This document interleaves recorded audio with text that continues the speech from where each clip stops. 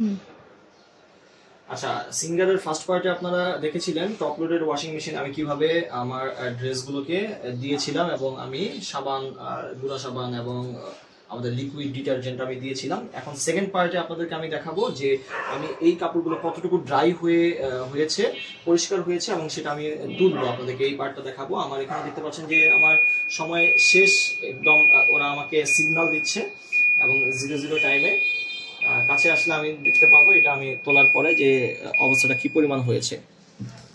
এই যে আমি লিডটা তুলে দিলাম, আমার এগুলি কিন্তু একদম স্পিন হয়ে অলমোস্ট 70% ড্রাইয়ের মতো হয়ে গিয়েছে। হ্যাঁ, আমি তাহলে জিনিসগুলোকে তোলার চেষ্টা করি।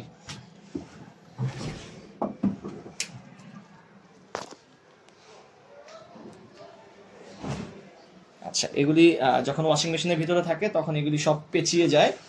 তো এরপরে আমরা ড্রেসগুলোকে তুলে একটা ঝাড়া দিয়ে আমরা শার্টগুলোকে বা টি শার্টগুলোকে হ্যাঙ্গারে করে দিতে পারি। হ্যাঁ, শার্টগুলো টি শার্টগুলোকে হ্যাঙ্গার করে দিতে পারি। আচ্ছা, আমি দেখাচ্ছি হ্যাঙ্গারে করে দিলে কি বিষয়টা হয়। যখন আমি হ্যাঙ্গারে করে কোনো dress, that means dress means আমার টি শার্ট অথবা আমার যে শার্ট, এই শার্টগুলো যখন আমি হ্যাঙ্গারে করে দিব, শার্টটা কিন্তু আমি অফলাইনে হাতা এবং কাফ আলাদা করে দিয়ে তারপর আমি দিয়েছি ওয়াশিং মেশিনে। আর এই যে দেখেন, শার্টটা যদি আমি এভাবে দিয়ে দেই তাহলে শার্টটা কিন্তু শুকাবে, খুব সুন্দরভাবে থাকবে তখন। কেমন, আসুন দেখিয়ে দিই।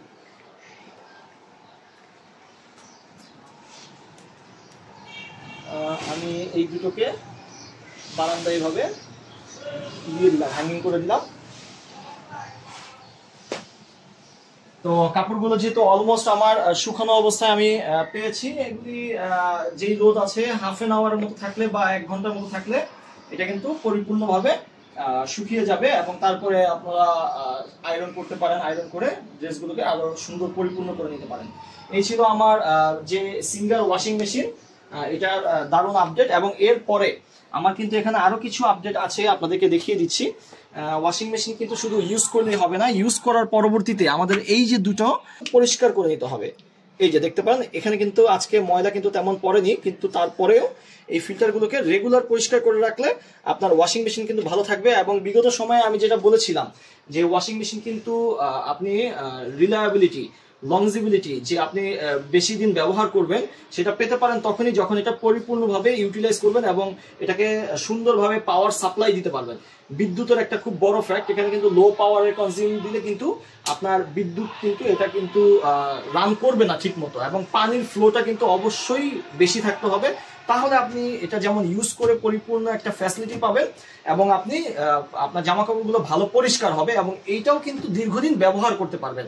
আরেকটা বিষয় যেটা বলেছিলাম যে কীট পতঙ্গ, যেমন এটার মধ্যে আপনার পোকামাকড় বা তেলাপোকা বাসা বাঁধতে পারে, এই জিনিসগুলো একটু ক্লিন করে রাখতে হবে। আবার যেমন হচ্ছে চুল, ঠিক আছে, বাসা বাড়িতে চুল থাকে, এটার নিচে যে মোটরটা আছে সেই মোটরে যাতে এই চুল বা আপনার সুতা এই জাতীয় কোনো পণ্য কোনো কিছু পেঁচিয়ে না যায়, মোটরটা যাতে ঠিক থাকে, এই বিষয়গুলো মাঝে মাঝে একটু ক্লিন করে খেয়াল রাখতে হবে।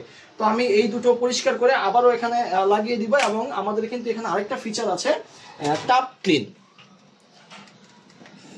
এটা হচ্ছে টাব ক্লিন। তো এটা হাফ এন আওয়ারের একটা এটা হিউম্যান বডি থেরাপির মতো কাজ করে। টাব ক্লিনটা দিলে এবং বিভিন্ন ক্যাপসুলের মতো পাওয়া যায়, ডিটারজেন্টের মতো, যেটা হচ্ছে এই ওয়াশিং মেশিনটাকে ক্লিন রাখে ভেতর থেকে। ঠিক আছে, তো এগুলি আপনারা মাঝে মাঝে ইউজ করবেন, ক্লিন করে নেবেন, তাহলে আপনার মেশিনটা দীর্ঘদিন আপনারা ব্যবহার করতে পারবেন। এই ছিল আমার পার্ট 2 তে আপনাদের জন্য আপডেট, এবং আমি আলহামদুলিল্লাহ অনেক স্যাটিসফাইড এই সিঙ্গারের ওয়াশিং মেশিনটা ব্যবহার করে। আপনাদের সবাইকে ভিডিওগুলো দেখার জন্য ধন্যবাদ। আশা করি পরবর্তীতে আপনাদেরকে আরো অন্যান্য অনেক সুন্দর ভিডিও, আমার এক্সপিরিয়েন্সগুলো আমি শেয়ার করতে পারবো। আসসালামু আলাইকুম।